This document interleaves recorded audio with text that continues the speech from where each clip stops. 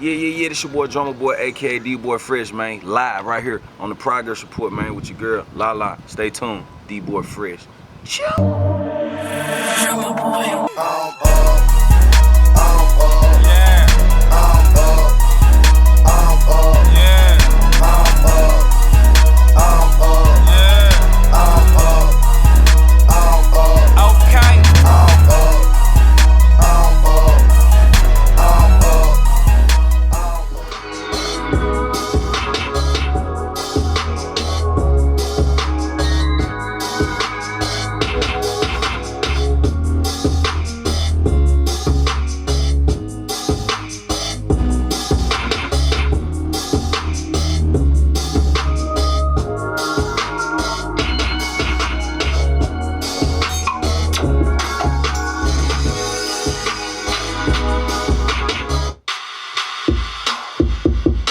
Who are you and what do you do? Drumma Boy, aka D-Boy Phresh, super producer, artist, songwriter, entrepreneur, business mogul. I do a lot of different things. I'm definitely therapeutic to a lot of the people I work with, and I'm very hands-on with the song process and delivering a hit record. A lot of people come to me for results. At the end of the day, you hear about certain beats or like certain placements that I've done for other people, but at the end of the day, labels call me, artists call me because they know I'm a deliverer. You know what I mean? And it comes down to the business, the relationships, and you know, making some money at the end of the day. Absolutely. So talk about coming from a musical household. You know, both your mother and father both came from music. Yeah, coming from a musical background for me was definitely cool. For a kid to see so many different instruments and whatnot, you know, and my dad living in one house, my mom living in one house, it was just like dope, cause like on my mom's crib I see or hear Isaac Hayes, and I would see Isaac Hayes too, like he would be in the living room, you know what I'm saying, on a Saturday morning or whatnot, or you know, kicking it with James Hyder, you know what I'm saying, and him going over and practicing Old Man River before going on the Sunset Symphony at the Memphis and May Festival or something. So, you know, it was definitely a blessing having that in mom's crib and then going to pop's crib and just hearing scales and orchestra notes and whatnot all day. So at that particular time, I hated it. You could never sleep in at my dad's house, you know what I'm saying? And you always being woken up by, you know, practicing and music and rehearsing and all of that. And he didn't have no babysitters or whatnot, so I would always have to go to the rehearsals, go to the concerts, go to the performances, go to the Nutcracker, go to the operas, go to the ballets. But by the time I was 7 or 8, like I'm identifying, oh, that's a viola, oh, that's a cello, oh, that's a bassoon, oh, that's a clarinet, okay, like that's a saxophone, that's an alto saxophone, that's a tenor saxophone, and like this, being able to identify, you know, different instruments and whatnot. Playing basketball, you got to know the fundamentals. Same thing with music. Absolutely. You got to know the fundamentals, the music theory, and this has allowed me to be the Drumma Boy that I am today. Absolutely. It's crazy. You know, when we get older, we start to appreciate things more, you know. Absolutely. So that's awesome. So talk about Memphis, though, and, you know, how I feel like Memphis is one of those places that is so critical to music, but people don't catch on until later. Like with Dolph, I've been a fan of Dolph, and you've been working with Dolph for a long time. Gotti, 3-6 Mafia. People didn't start appreciating those artists until later. You know, so talk about just kind of Memphis just getting overlooked, but it being a musical mecca as well. I think that's with anything, man. Like to answer the question, like Memphis has been overlooked for so long, and it really comes down to the work that you do. So if you haven't made it to a certain level yet in your career, it simply means that you haven't completed the work done necessary to get to that level. If you look at a Steph Curry, he's just now being recognized today after winning, you know, in the past year or two after winning that ring and shutting everybody up. Because at the end of the day, a lot of people made it to the chip. Absolutely. But it's only a few who bring it home. You know what I'm saying? And I think those are the ones that, just like me being Grammy nominated. I'm sick and tired of the title Grammy nominated, Grammy nominated, Grammy nominated. And like, you know, it's all in the work that I'm doing. I feel like I haven't even reached my prime yet. I was in the game so early, starting in the game at 13. Yeah. You know what I'm saying? So me and Gotti came up together. I know. You know what I mean? So you look at Gotti's first album when he was Inevitable Entertainment, I&E. Life album. I'm 4 tracks deep on that album.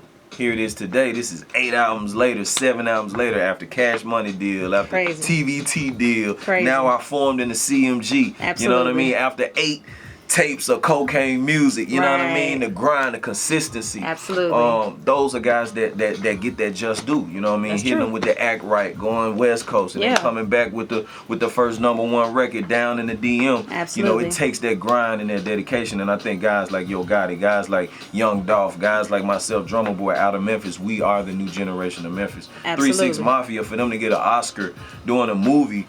And you know, they had platinum records, they had gold records, they got all of these hits, but they didn't stop. You know what I mean? And still, that's why they dropped the album, The Most Unknown Unknowns. Yeah, they going platinum, but they known in this region. And then you go, you know, in LA they know, New York they own, but it's still always a place where people don't know you and don't really recognize you. So for us in Memphis, we know who 3 6 Mafia is. You know what I'm saying? But it's a lot of people who know Juicy J as Juicy J. They don't even know that Juicy J from 3 6. They just know Juicy J from Taylor Gang. Absolutely. You know what I'm saying? And that's just generations of people who are 8 years old coming up, and now they 16, now they 17 listening to hip hop. So they wouldn't know about that old Player Fly, or that Skinny Pimp, or that Gangsta Black, or that Gangsta Boo, or you know what I mean? They know Dej Loaf. They know you know, your more current, you know, Dreezy and the people who are coming up now. So it's just a history lesson at the end of the day. And I think, you know, the determination and the consistency is the key. You know, you got people like VH1 Honors who are honoring Queen Latifah and Lil' Kim, and people recognizing what Lil' Kim actually did. We know, but a lot of the 16-year-old, 17-year-old, the new high school market kids, they don't really, you know, keep up with that. They know Nicki Minaj. They know the today's who doing what today. So, you know, at the end of the day, you just gotta be consistent, grind, and make good music. Absolutely. So, you know, you've been in the game for so long. So talk about some sacrifices that you had to make coming up, and then some advice that you would give to an upcoming producer or musician. I mean, the #1 sacrifice in this game is time. You know what I mean? Dealing with music, you know, you might have a significant other, you might have, you know, someone in your life, you might have kids that you got to take care of, that you want to spend time with.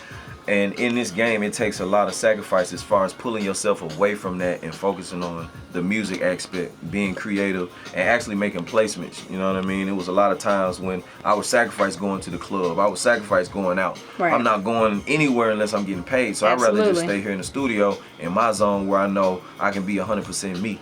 When I go to the club, they treat me like, you know what I'm saying? Like, unless you booked or on the bill, they want you to pay for the section. They want you to pay the door fee. You got 8-10 people with you. So you're going to end up spending $1,000 or $5,000 just on tables, bottles, and just the limelight of the event, unless you're being booked. So why would I do that when I can stay in this world and charge you the same thing to come through my door? Absolutely. So I'd rather like have the heads up. If I'm booked, cool, I'm coming. If not, I'm right here in the studio getting money. Word. For real, and that's the reason why I'm here. That's the #1 sacrifice that you have to understand. You're gonna be in a club, you're gonna be in a party, getting paid to do that. That's one thing, but just going just to be going, like cats be like, hey man, we going out tonight, man. I'm in town in Atlanta, man. This is my first time in Atlanta. And these friends who I've been telling to come to Atlanta from Memphis for years and years and years and years. So now you come in the middle of me busy as hell and like focus on work. Like, I'm not going out. Y'all go ahead. I'm right here at the studio. Holler at me when you get through. You know what I'm saying? And it's just like, you know, you can have peer pressure. You can have people inviting you to this event. At the end of the day, it's like, I got an event that I could go to every day of this week. I ain't went to one just because I know what's more important for me. You know what I mean? Word. So quickly, just name drop a couple of the tracks that you produce. Of course, I know them, but you know. Man, some of the first tracks that I produced coming up, I did a song for Tila, one of my first songs on the radio called Double Dose. One of my first songs when I got to Atlanta was Pop That Pussy, Make Them Get That Money Right, Pastor Troy. Went on to do White Girl for Jeezy, I'ma Do Me for Rocco, Here I Am for Rick Ross, Nelly, Avery Storm, Money to Blow for Birdman. I Put On for Jeezy, Kanye West, I'm Riding Around, I'm Getting It, 2 Chainz. Look at My Dad. More recently, Migos. We did No Love featuring Nicki Minaj, August Alsina. We just recently did All My Children, Gucci Mane. Album drops July 22nd. We working, man. We everywhere. You know what I'm saying? Doing a lot of stuff with Keisha Cole right now currently. And, you know, definitely moving and shaking on this new Grammy, man. I don't know where it's gonna come from, so you gotta stay tuned, man. DrummaBoy.com. Follow me on Instagram at DrummaBoyFresh. Dope. Lastly, just talk about your other business endeavors, man. Just being, doing scores for movies, the app, the fashion. Just talk about that. Yeah, scores for movie came about because I've always wanted to do scores. I have the knowledge. I compose, I arrange, and it was really just a phone call and an opportunity and a check. Mm-hmm. So I was like, why not do all three? Of course. And my whole thing for 2015 and going into 16 was multiple revenue stream. In this complete year of 2016, that's what we've executed. Now we have one of the top sparkling wines in the world, Merino Beach LV. Mm-hmm. Clothing line, Phresh Phamily on the come up, on the rise, went over 100 doors. So I'm thankful to my sales team. Shout out to Steve, shout out to Bianca, my whole family. We just working, man. Phresh Phamily, Merino Beach LV, and most recently I dropped a producer emoji pack for the producers, for the songwriters, for the engineers. We even got a couple little stripper emojis in there. Dope. Mm-hmm. You know what I'm saying? So shout out to the strippers of America.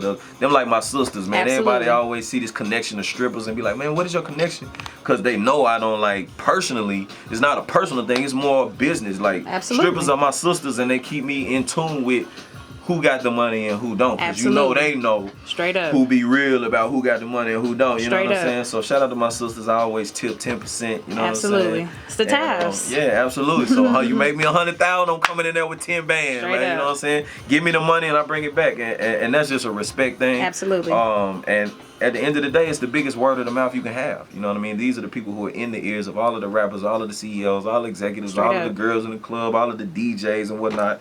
And when the girls go ask the DJ, hey, can you play this song when I do my set? Right. And that happens to be your song, or it usually is often one of your songs, you know what I'm saying? Shout out to Mike Will, shout out to Zaytoven, shout out to my boy Metro Boomin, shout out to all the up and coming producers who are doing their thing, man. It's a blessing, you know what I'm saying? And an honor and privilege, man, to just be affiliated in the game, you know what I mean? So we rocking, man. Drumma Boy, D-Boy Fresh, man. La la.